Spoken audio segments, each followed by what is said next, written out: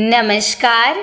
आज गुरु पूर्णिमा के दिन हम आपको गुरु पूर्णिमा की कथा सुनाने जा रहे हैं, जिसे हर गर्भवती माता ध्यान देकर अवश्य सुने।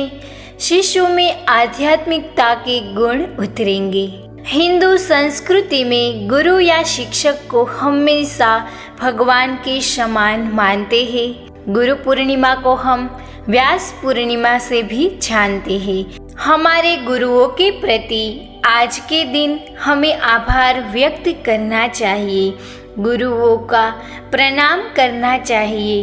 वह जो हमें अज्ञान से मुक्त कराता है, वह हमारे गुरु कहलाते हैं। आषाढ़ के महीने में यह पूर्णिमा का दिन हिंदू धर्म में सबसे शुभ दिनों में से एक है। यह वेद व्यास के जन्मदिन को भी याद करता है, जिन्हें पुराणों, महाभारत, वेदों जैसे सभी समय के सबसे महत्वपूर्ण ग्रंथों में इसका कथन मिलता है। गुरु पूर्णिमा वेद व्यास को सम्मानित करती है, जिन्हें प्राचीन भारत के सबसे सम्मानित गुरुओं के रूप में हम मानते हैं। वेद व्यास ने 4 वेदों की संरचना की थी। महाभारत के महाकाव्य की रचना भी की थी। कहा जाता है कि भगवान बुद्ध ने इस दिन सारनाथ में अपना पहला उपदेश दिया था, जो इस पवित्र समय की शक्ति को दर्शाता है। तो आइए अब सुनते हैं गुरु पूर्णिमा की पौराणिक कथा। पौराणिक कथा के अनुसार वेद व्यास जी को भगवान विष्णु का अंश स्वरूप माना जाता है। इसकी माता का नाम सत्यवती था और पिता का नाम ऋषि पराशर था। वेद व्यास ऋषि जी को बाल्यकाल से ही आध्यात्मिकता में बहुत ही रुचि थी।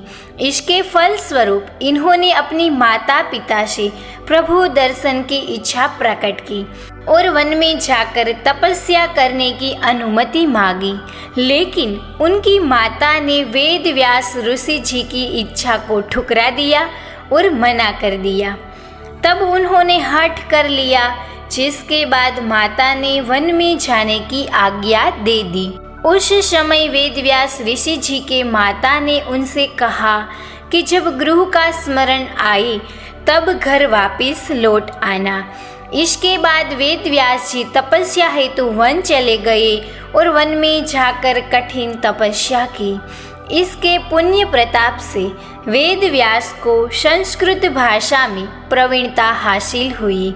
इसके बाद इन्होंने वेदों का विस्तार किया और महाभारत, 18 महापुराणों सहित ब्रह्मसूत्र की भी रचना की थी। वेद व्यास जी को अमरता का वरदान भी प्राप्त है। आज भी वेद व्यास किसी न किसी रूप में हमारे बीच उपस्थित है। हमें इस दिन के दौरान हमारे गुरुओं का आभार व्यक्त करना चाहिए। हमारे माता पिता भी हमारे गुरु है, उसका भी हमें आभार व्यक्त करना चाहिए। आप तो एक गर्भस्थ शिशु की माता बनने वाली है। जल्द ही आपकी कोख में एक नन्हा सा प्यारा सा बच्चा आने वाला है, तो आप भी आपके शिशु की गुरु होने वाली है। इसीलिए आपको अपने बच्चे को सभी प्रकार का ज्ञान देना है, उसको चतुर करना है, होशियार करना है और आपके बच्चे की गुरु बनना है। आपने यह जरूर सुना होगा कि 100 शिक्षक के बराबर एक माँ होती है। माँ अपने शिशु का जब वह अपने गर्भ में आ जाता है तब से उसका ख्याल रखती है, उसके लिए सब करती है, उसके लिए पौष्टिक खाना भी खाती है। और जन्म के बाद शिशु जब इस दुनिया में आ जाता है तब भी एक माँ ही होती है जो शिशु का पूरे दिन के दौरान ख्याल रखती है, शिशु का हर काम करती है।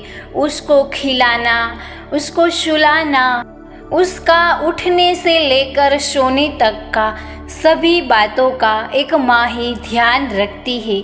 माँ अपने शिशु को बहुत ही प्यार करती है, उसको अच्छी तरीके से पालती है, पोषती है। उसका हर तरीके से ख्याल रखती है। इसीलिए माता को गुरु का दर्जा दिया जाता है। आपको जितनी बार हो सके इतनी बार आपके गुरुओं को याद करते हुए यह गुरु का श्लोक पाठ करना है, सुनना है। गुरु ब्रह्मा गुरु विष्णु गुरुदेवो महेश्वरा गुरुर्साक्षात् परब्रह्म तस्मै श्री गुरुवे नमः। तस्मै श्री गुरुवे नमः। आप सभी को मेरी तरफ से हैप्पी गुरु पूर्णिमा। धन्यवाद।